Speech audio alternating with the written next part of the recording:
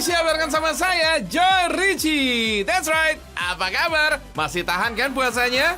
Oke. Nah, kali ini fams, kita mau kasih informasi berbagai kegiatan semarak Ramadan dari Jawa Tengah dan Jawa Timur.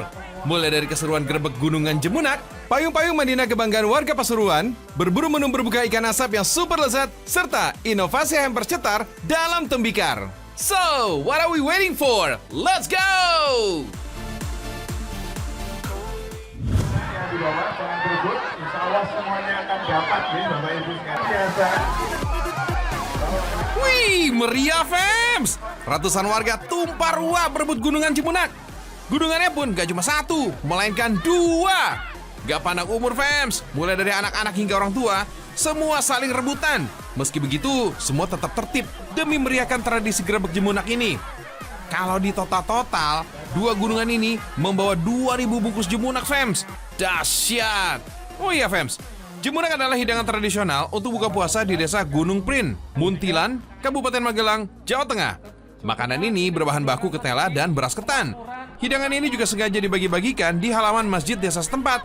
Tujuannya agar melestarikan makanan yang sudah berusia ratusan tahun ini fams. Wow! Selain itu, so pasti dong agar lebih meramaikan bulan suci Ramadan. Keren! Anyway, sebelum dibagi-bagikan, prosesi grebek Jemunak ini diawali dengan kirap budaya, yakni mengarak dua gunungan Jemunak sejauh 500 meter, yakni dari dalam simbah Gus Jogokerso menuju halaman masjid desa. Arak-arakan kirap dua gunungan Jemunak ini menjadi tontonan warga fams. Gak ketinggalan, juga ada pementasan barongsai. Ini sebagai bentuk kerukunan antara umat beragama di Muntilan. Fams, bahan dasar pembuatan Jemunak ini terdiri dari ketela, beras ketan, kelapa, dan gula aren. Untuk prosesnya, ketela yang sudah diparut dan beras ketan dimasak hingga matang, kemudian ditumbuk secara tradisional dengan lumpang batu. Bungkusan adonan Jemunak ini menggunakan daun pisang. Untuk menambahkan rasa manis dan gurih, luluri Jemunak dengan cairan gula aren dan parutan kelapa. Nah, untuk cita rasanya, no debat ya fams. Hidangan tradisional khas Ramadan ini dijamin nikmat.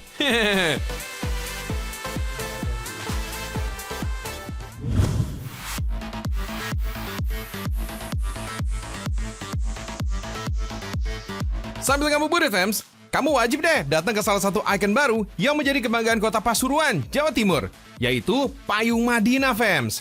Terdapat 6 payung yang berjajar dari sisi utara ke selatan yang masing-masingnya 2 buah berjejeran. Lalu, jangan salah waktu juga, karena Payung Madinah mulai terbuka dari jam 8 pagi dan tertutup pas jam 4 sore fams. Momen terbuka dan tertutup payung ini sangat menjadi salah satu yang ditunggu-tunggu masyarakat Pasuruan hingga wisatawan fams. Keren ya, udah mirip banget kayak yang di Madinah fams. Mantul deh. Keenam payung ini emang menjadi daya tarik utama saat ini jika berkunjung ke Pasuruan, Jawa Timur. Yang datang ke sini rata-rata penasaran dan ingin melihat langsung sambil ngabuburit fams. Ada juga yang emang beristirahat dan berteduh di terik panasnya sinar matahari. Pastinya bikin adem, sejuk, dan suasana menjadi tenang loh fams. Letak Payung Madinah Pasuruan ini berada di alun-alun Pasuruan atau di depan Masjid Agung Al-Anwar fams. Lokasinya emang menjadi titik di mana ramainya wisatawan berkunjung. Selain untuk bermain di alun-alun, tetapi juga beribadah di Masjid Agung Al-Anwar. Yap, karena lokasi tepatnya berada di antara alun-alun dan Masjid Agung fams, mengabadikan momen di Payung Madinah Pasuruan menjadi tujuan utama masyarakat yang datang ke sini fams. Gimana enggak coba? Karena satu-satunya daerah di Jawa Timur yang memiliki payung besar layaknya di kota Madinah, Arab Saudi fams. Trial aja dulu fams, siapa tahu ada rejeki untuk ke Payung Madinah yang ada di Arab Saudi kan? Hehehe. Tapi apa bedanya fams? Payung Madinah Pasuruan ini dengan Payung Madinah aslinya? Kalau secara teknis, Payung Madinah ini gimana sih bisa terbuka tertutupnya? Apa mirip dengan di Madinah atau ada perbedaannya? Yang saya ketahui, memang spesifikasi yang sudah dispekkan sama rekanan, itu memang mesinnya dari Jerman. Kemudian membrannya itu dari Belgia. Sepaket dengan ada hidrolisnya, ada mesinnya, ada olinya, kemudian sampai dengan terbukanya itu sepaket. Relatif. Kami kurang tahu persis terkait dengan teknis yang ada di Madinah, tapi relatif secara teknis buka dan tutupnya itu sama dengan yang ada di Payung Madinah. Perbedaannya cenderung ke arah warna ya. Warnanya cenderung kami kearifan lokal di sini kami menyesuaikan dengan Masjid Agung Al-Anwar yang temanya hijau sama putih, kita juga temanya hijau sama putih. Kalau di Madinah kan cenderung kuning atau krem ya, krem, semuanya krem.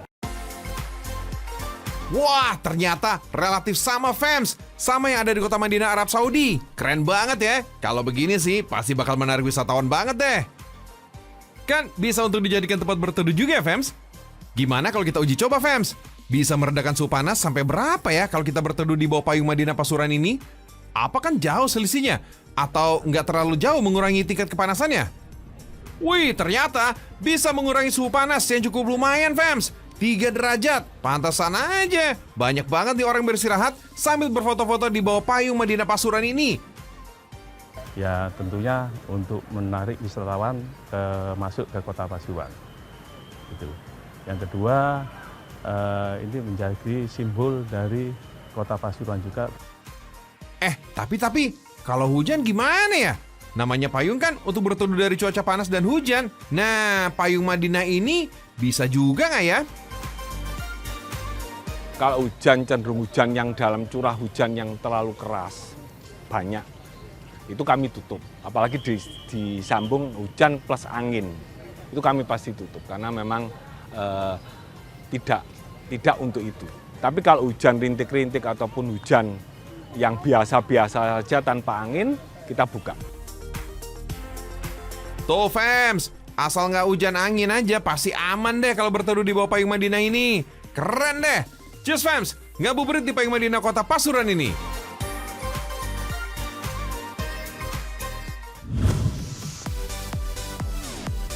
Fams, masih di Pasuruan. Berikutnya kita cari hidangan yang lagi banyak dicari buat buka puasa fams. Wih, pada ngapain sih kalian berebut-rebutan begitu? Tenang, satu-satu pasti kebagian deh. Jangan sampai bertengkar karena masalah sepele ya. Kan lagi bulan Ramadan. Baiknya menjaga hubungan baik antar sesama fams. Canda fams. Jadi ini tuh kegiatan para pedagang saat pagi hari di pasar ikan yang terletak di Pasuruan, Jawa Timur. Tapi bukan sembarang pasar ikan fams, melainkan pasar ikan asap fams. Para pedagang tiap harinya berebutan untuk mendapatkan ikan. Jadi ikan-ikan yang akan diproses asap di sini berasal dari sekitar Pasuruan dan dari luar Pasuruan fams. Mereka berusaha mendapatkan ikan yang sesuai ukuran mereka inginkan.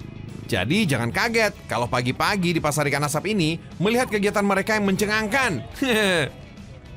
Di pasar ini memprosesnya dengan cara pengasapan atau istilahnya pengasapan asap, yaitu ikan yang akan diasap diletakkan cukup dekat dengan sumber asap.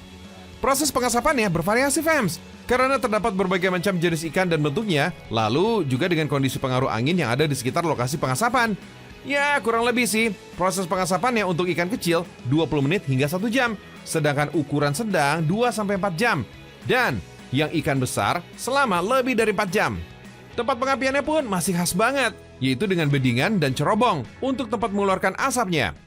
Bahan bakarnya pun menggunakan batok kelapa fams. Keren ya? Emang deh, kalau menggunakan batok kelapa, aroma dari ikannya menjadi khas banget fams. Beda jika menggunakan arang biasa. Tentunya, ikan-ikan yang diasap ini sudah dibersihkan kotoran yang ada di perutnya terlebih dahulu fams. Dan dicuci bersih sehingga siap untuk diasapkan. Di pasar ikan asap ini terdapat lebih dari 30 pedagang ikan asap fams. Dan kamu hanya bisa menemukan ikan asap saja di sini. Namanya aja pasar ikan asap. Jangan harap menemukan olahan ikan lain ya. Apalagi ikan saus padang. Bah. Terdapat beragam jenis ikan yang dijadikan ikan asap di pasar ini fams. Dari ikan mujair, nila, patin, gurame, dan bandeng. Tinggal pilih aja deh mana yang kesukaan kamu. Kalau di bulan Ramadan gini fams, ikan asap ini dijadikan salah satu olahan yang diincar untuk dijadikan untuk berbuka puasa fams. Harganya pun tiap pedagang bervariasi, tergantung ukuran dan jenisnya. Dan gak sikut-sikutan harga deh fams, semua sama. Kok bisa ya semua berjualan ikan asap? Gimana ceritanya fams? Penasaran gak? Kita tanya langsung aja yuk ke salah satu pedagang ikan asap di sini. Awal mulanya belum diasap, masih ditaruh di atas meja, dijual segar. Begitu. Nah, pakai timbangan manual. Nah, dari situ orang, Bu, kalau diasap gimana? Bisa ditunggu 1 jam. Kita pergi ke rumah, ngasap di depan rumah. Ditunggu dia satu jam. Tetangga itu banyak yang tanya, Mas, ngene, yuk Cak, saya mau jualan gimana? Sama tanya iku soalnya dikongkon desa, wis nek dodol gak apa-apa tapi dibatasi. Dulu itu 15 orang. Wah, dari yang 1 orang terus makin banyak yang berjualan ikan asap. Mantul deh. Udah gitu, disediakan juga nih lapak untuk berjualan. Dah deh fams, cepetan langsung beli. Kan buat buka puasa nanti sore, belinya yang besar atau sedang, biar bisa disantap beramai-ramai sekeluarga fams. Kan seru tuh buka bersama, mumpung masih di bulan Ramadan. Hehe.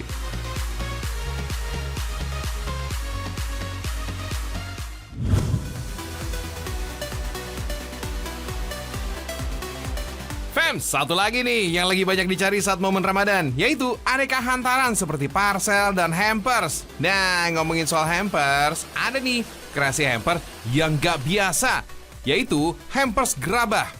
Aneka gerabah ini diisi dengan beragam makanan. Selain lebih murah dan praktis, hampers dari gerabah ini juga diklaim lebih ramah lingkungan dan lebih sehat, fams. Keren.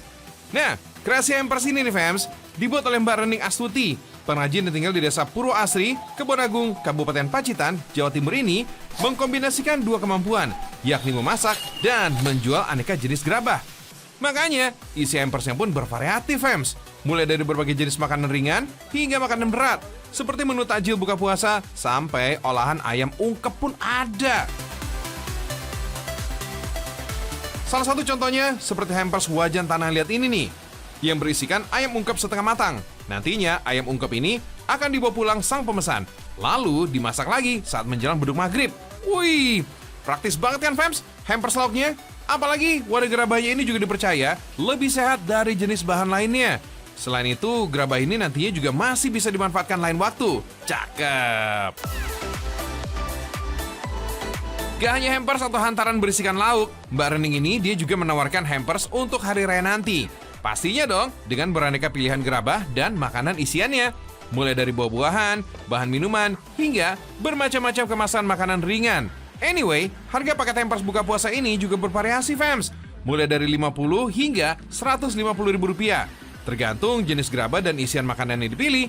Ide membuat hampers gerabah ini muncul karena banyak temannya yang kesulitan mencari menu sehat untuk buka puasa. Kita gunakan wadah dari gerabah, tetapi dengan isian bervariasi. Jadi misalnya nih kita bingung pengen buka apa sih, kayak gitu. Nah di sini kan ada misalnya pilihan seperti isian ayam ungkep. Nah nanti kan di rumah tinggal goreng saat mau berbuka. Dari kreasinya ini, Mbak Rening bisa raup keuntungan yang lumayan loh, fams. Yakni sekitar Rp2 juta dalam seminggu. Mantap!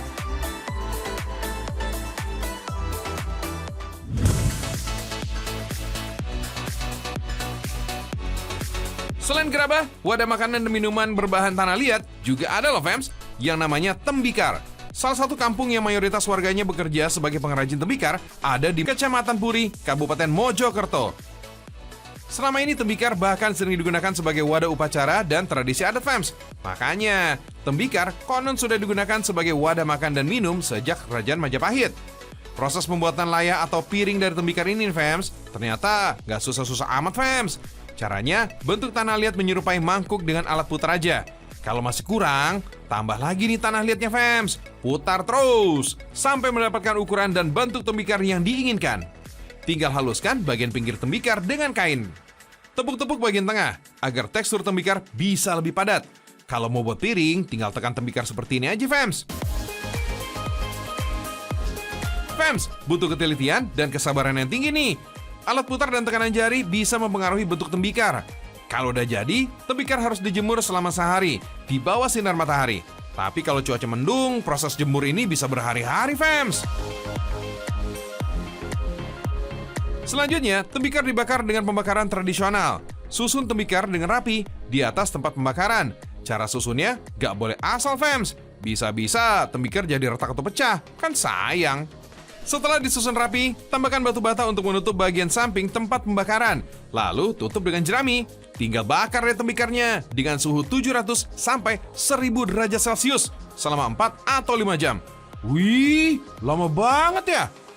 Proses bakar ini untuk menghasilkan tembikar menjadi keras, kuat, dan kedap air. Kalau udah dibakar, diamkan sampai dingin. Nah, tembikar udah bisa digunakan deh. Cakep-cakep ya, fams? Hihi.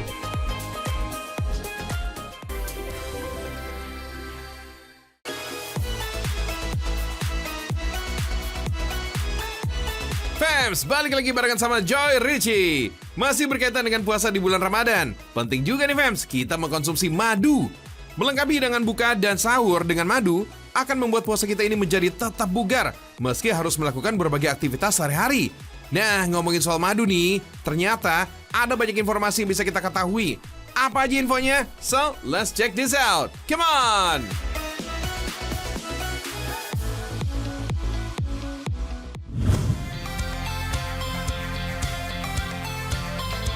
Di balik nikmatnya madu, ada perjuangan luar biasa dalam memanennya, terutama madu hutan, Fams. Disebut madu hutan karena lokasi sarang lebah jenis Apis dorsata ini terletak di pedalaman hutan, sehingga madu hutan ini berasal dari nektar-nektar di lingkungan yang belum tercemar tangan-tangan manusia. Cakep! Lebah hutan ini senang membuat sarang di pepohonan tinggi, atau bahkan di pinggiran tebing. Buat manennya aja harus menantang maut, Fams. Mengingat Apis dorsata ini yang terkenal akan sifat galaknya, para petani madu hutan selalu dibekali asap.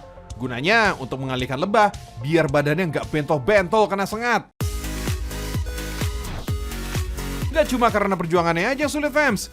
Madu hutan dihargai mahal karena lebah hutan ini mengambil nektar dari berbagai tanaman, sehingga aroma dan rasanya menjadi lebih kaya dan kompleks.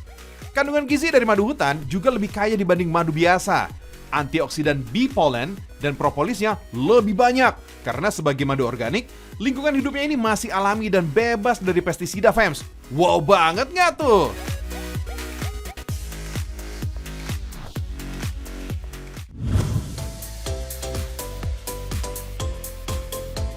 Berikutnya ada nih kuliner yang lumayan wow, yaitu botok tawon, Fams.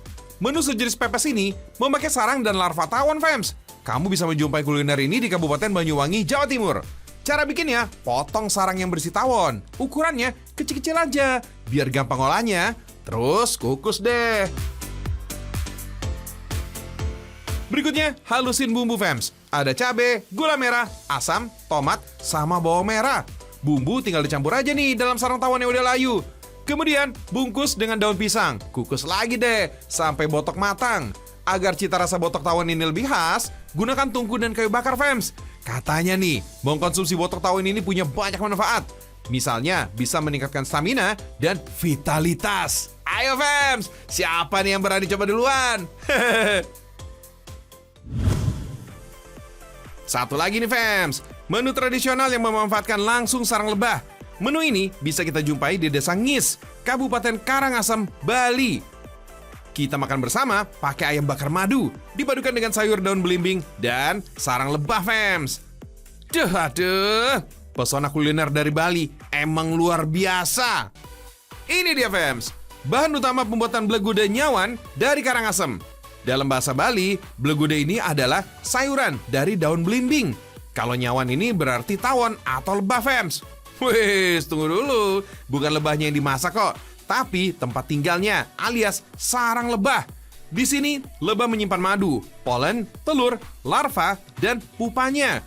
Kalau diolah jadi masakan, enak loh. Rempah dan bumbu dasar khas Bali ini juga harus dilengkapi nih, Fams. Tetap, Fams, pakai bumbu base genep alias bumbu genep. Setidaknya ada 15 rempah yang dipakai. Bumbu genep ini juga terbagi beberapa jenis, Fams. Oh iya, daun belimbing jangan lupa dipetik dari tangkainya ya, Fams. Daun belimbing tua ini nggak masalah kok, asal masih segar dan daunnya masih utuh. Selanjutnya, aneka rempah ini dicacah kasar, kayak begini nih. Gak perlu diulek-ulek lagi. Gabung semua bumbu jadi satu, Fams. Tambahkan terasi dan sedikit minyak sayur. Lalu, remat-remat aja. Tujuannya bukan cuma untuk mencampur aja, tapi bisa mengeluarkan minyak dan rasa alami dari rempah. Berhubung bikin ayam bakar madu, siapkan juga nih ayam potong ini, Fams.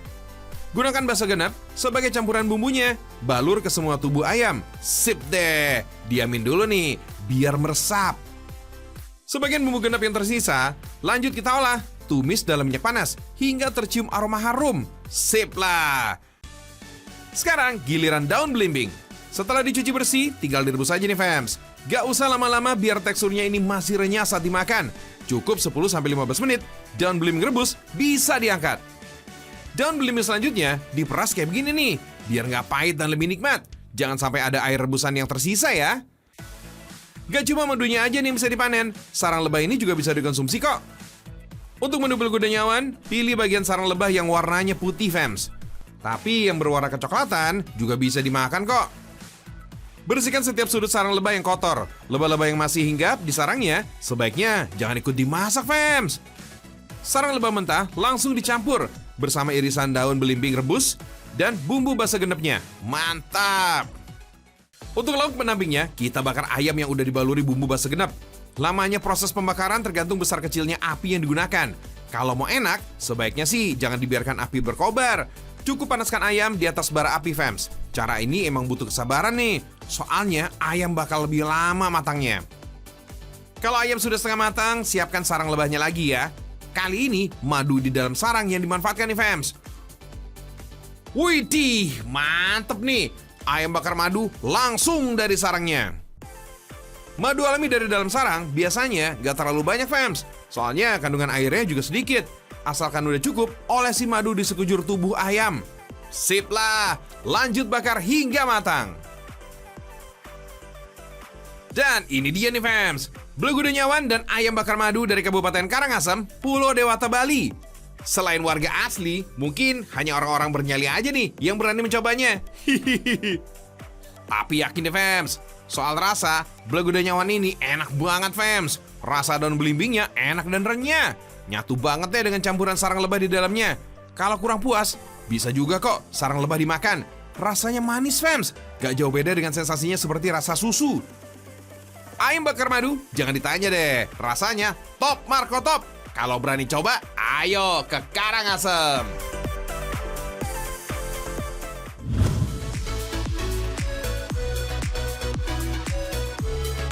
Nah, fams, kerennya lebah gak cuma terletak di madunya aja. Lilin yang berasal dari sarang lebah ini bisa dimanfaatkan untuk kain pembungkus makanan. Lapisan kain dengan lilin lebah berfungsi sebagai penutup pori-pori kain sehingga kedap udara. Fungsinya mirip seperti plastik, fams. Nah kan, jadi bisa mengurangi limbah plastik kan?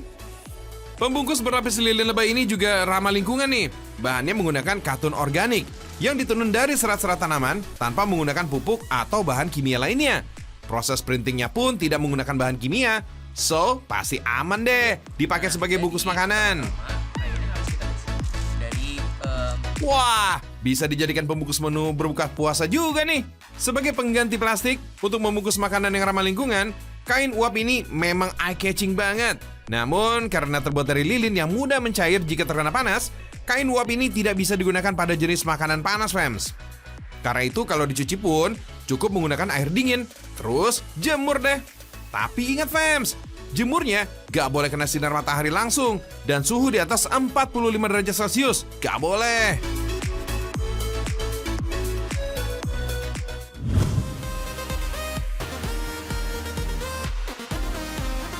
Masih ngomongin soal madu mentah nih. Di daerah Polen, Kabupaten Timur Tengah Selatan, Nusa Tenggara Timur mengolah madu dengan cara yang tak biasa, fams. Madu dari daerah Polen tidak didapat dengan diperas, fams, tapi ditiriskan. Caranya, sarang berisi madu diletakkan pada wadah, terus dibiarkan aja nih, madu menetes dengan sendirinya. Memang lebih lama sih, tapi kualitas madunya ini akan lebih baik, karena tidak tercampur dengan bagian lain yang ada di dalam sarang. Saat tercampur madu dengan kepompong itu, kadar airnya akan naik.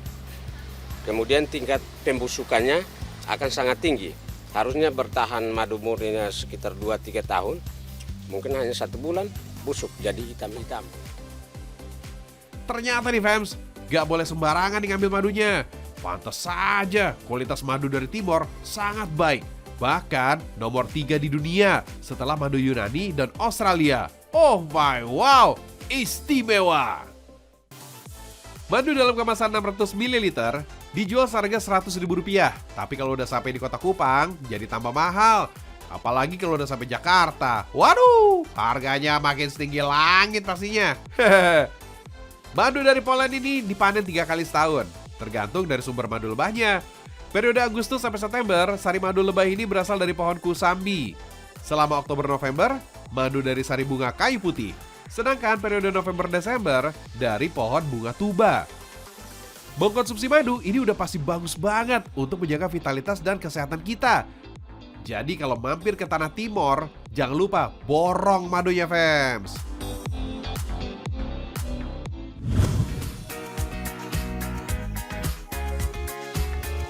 Madu gak bisa bikin kenyang? Salah, fams. Ya bisa lah. Kalau diolah menjadi makanan lezat, super sehat. Iya kan? Di daerah Bandung, Jawa Barat, ada tempat produksi brownies madu pertama di Indonesia. Brownies yang diproduksi sejak Desember 2013 ini punya kandungan madu dengan antioksidan tinggi bernama pinosembrin. Si pinosembrin ini yang berperan nih, fams, menjaga kekebalan serta kesehatan tubuh. Wah, kece badai nih. Bahan-bahan pembuatan brownies madu ini nggak jauh berbeda dengan brownies pada umumnya. Hanya saja madu yang dipakai ini sebagai penghenti gula ya, sekitar 70%. Biar teman-teman nggak bosen, brownies madu ini punya banyak varian rasa. Ada green tea, filling wafer, durian, dan kelapa nanas. Tampilannya juga bisa dikreasikan dengan menghiasnya pakai icing sugar. Cantik tampilannya, manis rasanya, fams!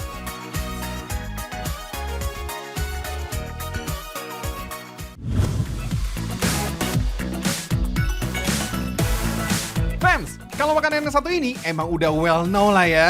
Kalau sangat menyehatkan. Yap, madu memang mengandung senyawa fitonutrien yang bisa memperkuat sel-sel imun dalam tubuh kita, fams.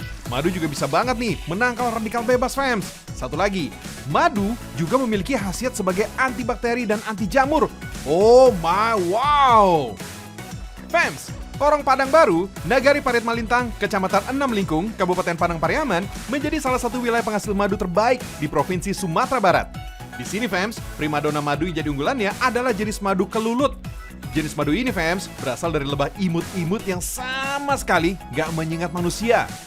Lebah kelulut merupakan serangga kecil berwarna hitam dengan ukuran tubuh mungil, kurang dari 0,5 sentimeter. Serangga sosial ini hidup berkelompok, fams, membentuk satu koloni tersendiri. Biasanya sih, dalam satu koloni ini terdapat sekitar 300 sampai lebih dari 50.000 ekor lebah kelulut, fams. Banyaknya! Nama kelulut adalah sebutan familiar di wilayah Sumatera Barat, fams, atau sering juga disebut dengan galo-galo. Kalau di Pulau Jawa, lebah ini juga dikenal dengan nama lebah kelanceng. Oh iya, fams, lebah kelulut ini biasa hidup di wilayah beriklim tropis dan subtropis, seperti di kawasan Amerika Latin dan juga Asia Tenggara. Selain hidup liar di pepohonan hutan, kebun, bahkan teras atau pekarangan rumah, lebah kelulut juga bisa dibudidaya. Para pembudidaya lebah jenis ini emang mengincar cairan madu lebah kelulut yang nikmat juga penuh khasiat. Walaupun tidak menyengat, memanen madu lebah kelulut ini juga nggak boleh sembarangan, fams. Ukuran lebah yang mungil imut-imut ini sangat rawan memasuki lubang-lubang di area tubuh kita, seperti telinga, hidung, bahkan ke dalam baju. Ih, geli dong. Madu lebah kelulut tersimpan di dalam pot atau kantung madu, di dalam sarang yang terbuat dari propolis. Propolis, fams, adalah zat alami yang dikumpulkan oleh lebah penghasil madu dari sumber tumbuhan, seperti aliran getah atau tunas pohon. Masih seputar madu kelulut, fams. Madu ini sebenarnya sama dengan madu kelanceng atau madu trigona. Lebah trigona sp yang menghasilkan madu ini merupakan spesies primitif yang ukurannya kecil dan tidak memiliki sengat. Warga desa Gangga, Lombok Utara mulai banyak budidaya kelanceng, fams. Indukan kelanceng ini berasal dari sekitar hutan. Biasanya sih, kelanceng ini dia bersarang di atas pohon enau, fams. For your info nih, fams, madu kelanceng atau madu dari lebah trigona sedang diminati oleh pasar Eropa loh. Madu kelanceng asal Indonesia ini bisa digunakan untuk bahan baku kosmetik, berkhasiat untuk menghaluskan kulit, memberi nutrisi kulit, dan diklaim membuat awet muda, fams. Oh my wow! Kenapa bisa begitu bermanfaat untuk kulit kita ya? Karena memiliki kandungan bee pollen tertinggi dan penghasil propolis terbesar di dunia. Cakep! Fams, karena lebah kelanceng ini atau teldan tidak menyengat, jadi nggak perlu pakai alat pelindung saat memindahkan sarangnya. Tapi jangan berisik ya, fams, agar indukannya tidak merasa terganggu. Agar koloni teldan dapat berkembang dan banyak menghasilkan madu, tanam aneka jenis bunga di sekitarnya ya. Jadi teldannya nggak jauh-jauh dari makannya. Cakep! Panen madu teldan pertama bisa dilakukan setelah 6 bulan, fams. Selanjutnya rutin setiap 3 bulan sekali. Cara panennya, kerik bulir madu pada dinding sarang. Dengan hati-hati, kumpulkan pada wadah penampung, lalu pisahkan kotorannya dengan saringan kain kasa. Harga madu teldan ini lebih mahal dibanding madu biasa, fams. Per botolnya sekitar 200 hingga 300 ribu rupiah. Khasiatnya luar biasa, fams. Madu teldan kaya vitamin, mineral, dan enzim-enzim yang baik untuk tubuh, fams. Oh my wow! Kalau madu teldan untuk dijual, propolisnya bisa dimanfaatkan nih sebagai bahan untuk kue khas Lombok, yaitu kue sarang semut. Kue sarang semut bahan dasarnya dari tepung terigu, telur, mentega, propolis teldan, gula, garam, dan air. Cairkan gula pasir sampai berubah menjadi karamel, tambahkan air, dan masak hingga mendidih. Masukkan propolis teldan deh. Aduk hingga bercampur dengan gula, fams. Fams, fungsi propolis pada kue sarang semut ini sebagai pengembang kue, jadi nggak perlu pakai baking soda ya. Propolis mengandung antibiotik alami dan baik untuk membantu regenerasi sel dalam tubuh kita, fams. Kue sarang semut sebenarnya sejenis kue bolu, tapi bagian dalamnya ini akan berlubang-lubang. Alasan itulah warga menyebut kue sarang semut. Rasanya manis dan teksturnya lembut. Sedap.